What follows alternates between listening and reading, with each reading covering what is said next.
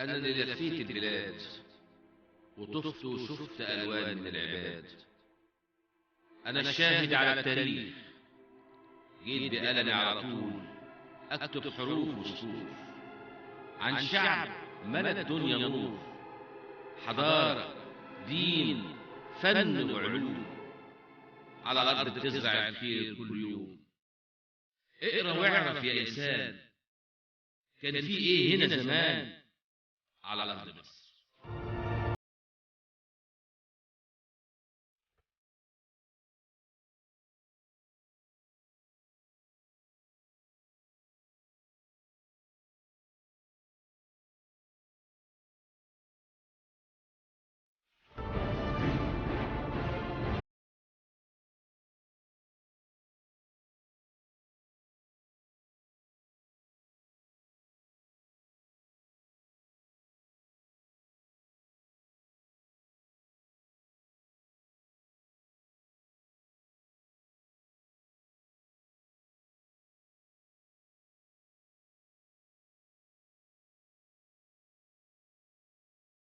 لكل عشاق الفن المصري القديم احنا بندعوهم لقرايه كتاب مهم جدا بيتكلم عن الفن المصري القديم، تاليف سيريل ألدريت، وهو واحد من المؤلفين الانجليزي المشهور جدا اللي كتبوا كتير من الاعمال عن الحضاره المصريه القديمه، لكن بالتحديد زي ما قلنا الفن المصري القديم هو ابدع في هذا الكتاب.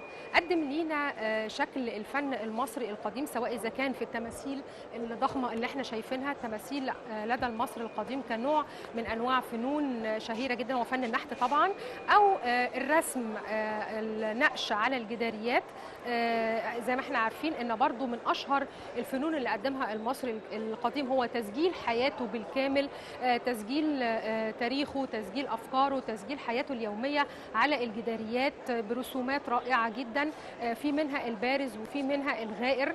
كل ده موجود، التكنيك بتاعه بالظبط، التقنيه الفنيه، الاسباب التاريخيه، العقائد الدينيه، الادوات اللي بيشتغل بيها، كل ده موجود داخل هذا الكتاب اللي بندعو كل عشاق الفن المصري والتاريخ المصري القديم ان هم يقروه.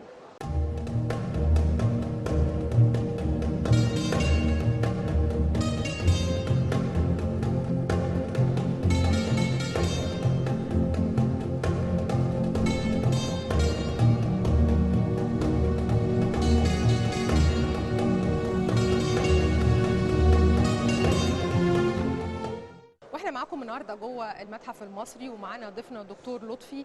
زي ما قلنا لكم ان احنا هنبتدي حلقه النهارده بالكلام عن المنحوتات الخاصه بالتماثيل. لما سالنا الدكتور لطفي تحب تتكلم عن ايه وايه اجمل تمثال انت بتعتبره موجود في المتحف المصري، اختار التمثال اللي ورانا، اخترت راح حطب. ليه يا دكتور؟ هو طبعا التمثال ده يعني فعلا بيعبر وبيعكس حضاره الشعب المصري القديم والفن في ذلك الوقت. هذا التمثال على الرغم من قدم الفترة الطويلة التي عمل فيها هذا التمثال وصنع هذا التمثال، ولكنه بملامحه الجميلة وهذه الألوان الراقية التي اللي موجودة لحد دلوقتي، طال عليها الزمن فترات طويلة من 2500 سنة قبل الميلاد تقريبا، وحتى الآن بهذه الألوان الجميلة وهذا الشكل الجميل الذي ينبض بالحياة من خلال ملامح الوجه اللي راح حطب وزوجته نفري. وهذا التمثال يعتقد من التماثيل الملكيه لانه هو كان ابن ملك سنفرو واخو الملك خوفو.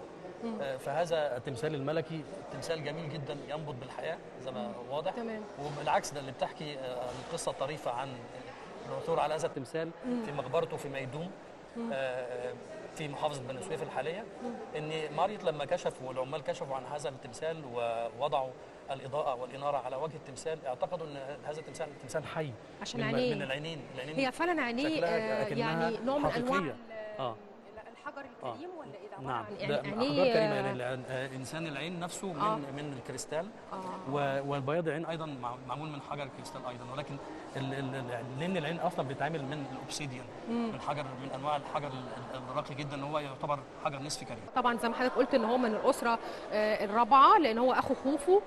عينيه مش موجوده في تماثيل كتير خالص.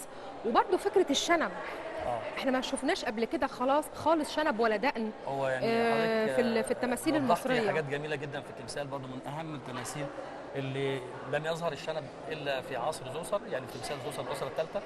وهذا التمثال ايضا الشارب لهذا الملك الامير اللي هو راحته. يعني من اجمل طبعا واضح قوي ان الشارب معمول بشكل جميل قوي، ويعني مدى دقه الفنان في عمل التمثال ونحته. وايضا نفره الزوجه، نفرة، هو كلمة نفرة بمعنى الجميلة، وهي جميلة فعلا، الملامح الجميلة شكلها جميل فعلا. ونشوف حتى الباروكة وتحتها الشعر الأصلي تحت. ايوه معمول لها فرق باين يعني. وحتى رداء الشفاف وتلبس القلادة العريضة الملونة. كل هذا حتى هو يرتدي أيضا التميمة القلب، يعني الحماية حاططها على صدره، ووضع التمثال نفسه بيمثل المثالية اللي كانت واضحة جدا في تماثيل الدولة القديمة.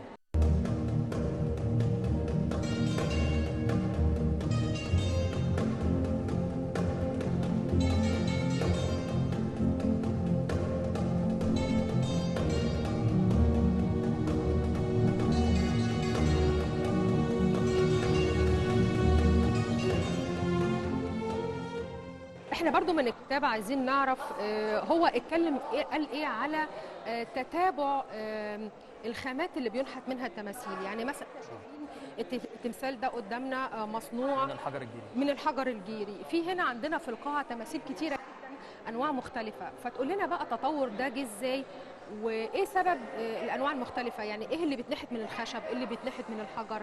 هو طبعا الفنان المصري القديم، يعني قد ايه الفن المصري زي ما فاطن سيرل ألدريت في كتابه وقال من خلال التتابع الزمني للتاريخ المصري القديم، شرح الفن المصري وقد ايه بيعكس مدى الحضاره وتقدم الشعب بالذات في تحديدا في الفن، وان بيعتقد ان الفن دوت هو سجل حضاري بيوضح المناخ الفكري للفنان المصري القديم. ازاي كان الفنان المصري بيفكر، وازاي كان بيدرس الحاجه قبل لما يعمل او يشتغل الفن ده، وكله كان نابع من العقيده القديمه اللي هي العقيده في الاخره، ان كل الحاجات دي وهو نفسه هيحيا في العالم الاخر. فكان بيعتقد ان هو لما يوضح التمثال ويعمله بمثاليه والشكل المثالي لهذا الرجل او هذا النبيل او هذا الملك، فهو بالعالم الاخر لما تتعرف عليه الروح، لما كان يعتقد المصري ان الروح ترجع الى الروح الجسد مرة أخرى من خلال التحنيط، وإذا اختفت الموميا هناك التمثال الذي يستعيد عن الموميا نفسها ويرجع إليه الروح. يعني التمثال ده بغرض إن الروح تتعرف على الجسد لما ترجع، ولا بغرض إن هو ده الشكل المثالي اللي هو بيتمنى يكون فيه لما هو الشكل المثالي يبعث. يعني الشكل المثالي للنبيل نفسه او للشخص نفسه، يعني نعتبرها زي صوره يعني دي شخصيه، اجمل صوره شخصيه اتعملت لصاحب التمثال. تمام. كل التماثيل بهذا الشكل ان هي تعمل صوره شخصيه لهذا التمثال بملامحه المعروفه المعتاده المعروفه. يعني احنا بنعرف كل تمثال منه اسم الملك خوفو واسم الملك خفرع، كلها من ملامح الوجه لانها تماثيل متكرره ونفس الملامح الحقيقيه لهذا الملك.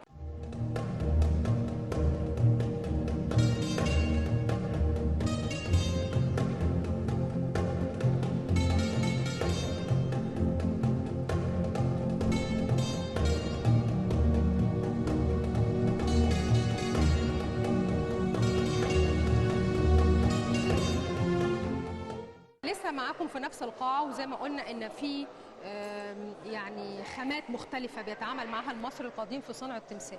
كمان شفنا أوضاع جسدية مختلفة، سواء إذا كان في حركة الإيد، سواء إذا كان في حركة الرجل، إيد بتبقى رجل قدام رجل ورا، دي أكيد كلها ليها معاني، واقف قاعد، المعاني دي بتاعتها إيه يا دكتور؟ هو أولا المادة اللي بيصنع منها التماثيل طبعا بأشكال مختلفة زي ما حضرتك شفتي هنا، في حاجات من الحجر الجيري، في حاجات من النحاس، في حاجات معموله من الحجر الجرانيت القوي جدا. انواع التماثيل وانواع الماده اللي بيستخدم فيها بترجع الى الحاله الماديه او الوضع المادي لهذا الشخص، تمام. سواء اذا كان من النبلاء او من القصر الملكي، من امراء، او كان شخص فردا عادي. طب ده معناها يا دكتور ان كان من حق اي حد انه يعمل لنفسه تمثال؟ لا طبعا، هو في عصر الدوله القديمه تحديدا هو كان للملوك الملكيين فقط وكبار الموظفين او الوزراء. غير ذلك لم يكن مسموحا أن يكون هناك تماثيل لأفراد إلا في القليل النادر والمحدود.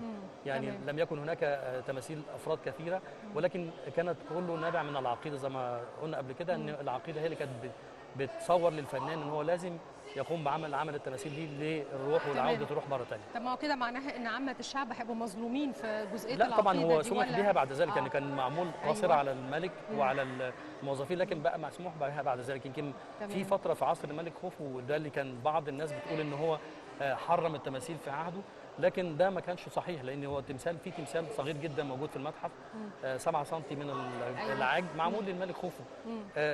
يمكن بعد حوالي 1000 سنه من الملك نفسه، لكن هناك بعض العلماء المصريات يعتقد ان هناك تماثيل اخرى للملك خوفو لم تظهر بعد، وموجوده في تحت نزله السمان وموجوده في معبد الوادي، زي ما عثر على تماثيل الملك خفرع في معبد الوادي. تماثيل قويه جدا من حجر الديورايت موجوده في القاعه السابقه للملك خفرع، منحوت نحت عظيم جدا، مع ان الحجر من اقوى واصلب انواع الحجار، ولكن معمول للملك نفسه من اغلى انواع الحجر وايضا من انضرها.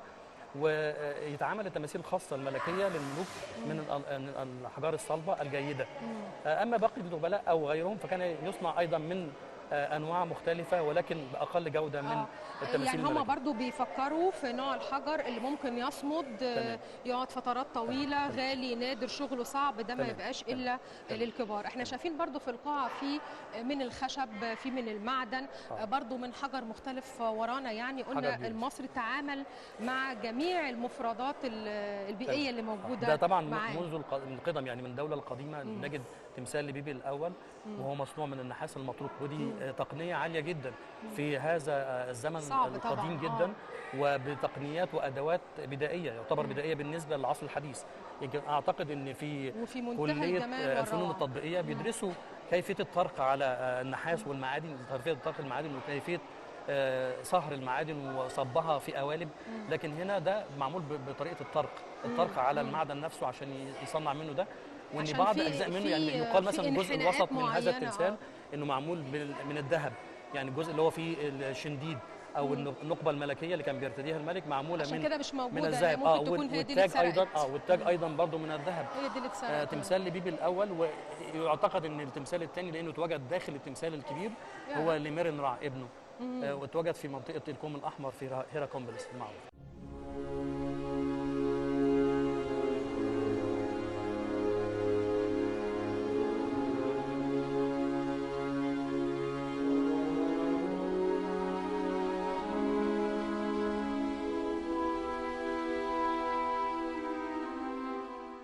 ومن المنحوتات التماثيل اللي موجوده داخل القاعه، داخل المتحف المصري الغريبه جدا اللي ممكن تكسر القاعده يا دكتور اللي احنا اتكلمنا عليها، ان التمثال لازم يكون بشكل يعني كامل، الجسم رائع، الوجه شباب وما الى ذلك. التمثال ده بقى مختلف تماما.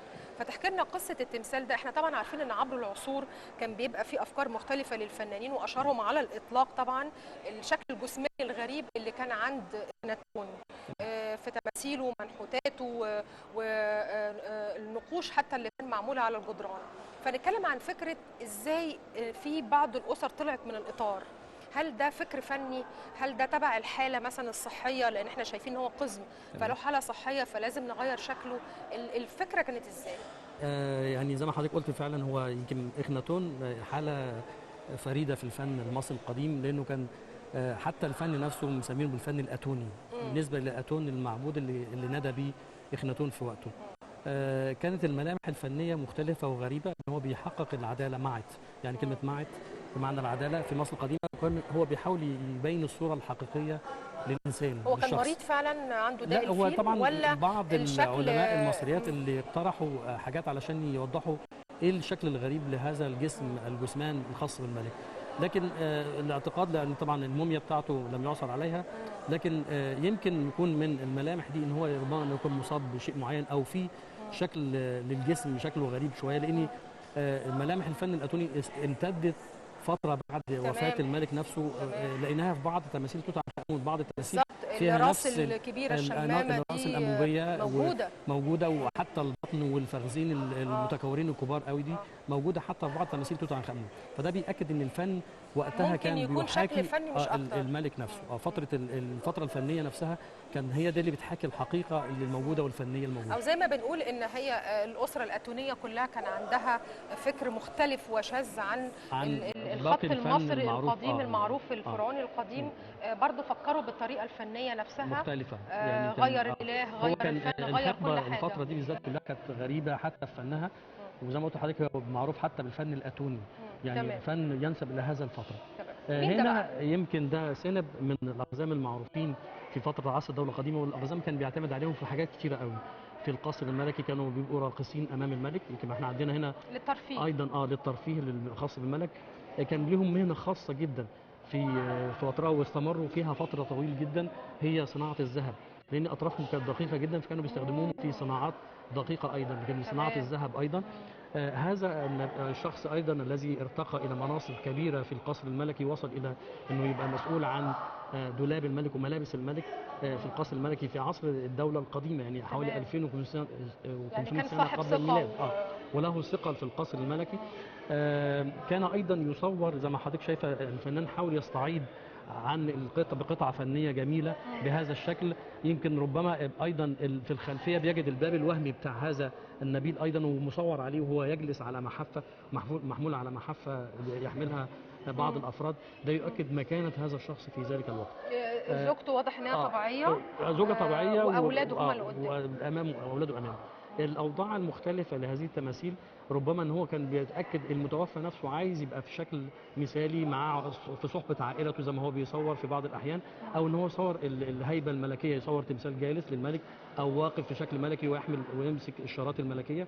كل هذه الاشكال المختلفه والاوضاع كانت يا اما بيتحكم فيها كثير من الحالات، يعني ربما يكون حالة الملك نفسه ان هو في وضع مختلف ومعين، او وضعه في زي معبد الوادي الخفرع مثلا، مجموعة تماثيل جالسة للملك خفرع. في بعض الاحيان يمثل التمثال واقف زي بتاع بيبي الاول اللي احنا شفناه من شويه النحاسي. تمام. هذه الاوضاع كانت او في وضع اسري زي ما او احنا في وضع اسري او مجموعه اسريه زي